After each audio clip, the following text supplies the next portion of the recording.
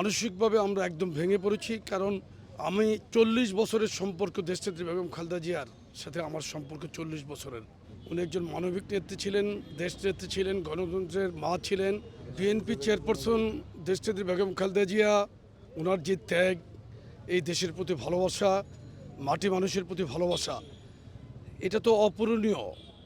আমরা আজকে প্রত্যেকেই কিন্তু খুবই মানসিকভাবে আমরা একদম ভেঙে পড়েছি। কারণ আমি ৪০ বছরের সম্পর্ক দেশনেত্রী বেগম খালেদা জিয়ার সাথে আমার সম্পর্ক ৪০ বছরের।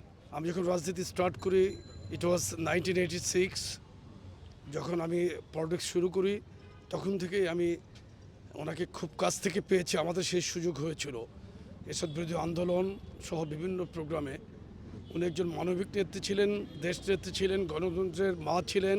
আমাদের শ্রদ্ধার জায়গায় উনি সর্বোচ্চ অবস্থানে এবং সাধারণ জনগণের কাছেও ইতিমধ্যে উনি একজন অবিসংবাদিত নেত্রী হিসাবে, জনগণের নেত্রী হিসাবে পরিণত হয়েছেন। আমরা আসলে আজকে মানসিকভাবে ভারাক্রান্ত।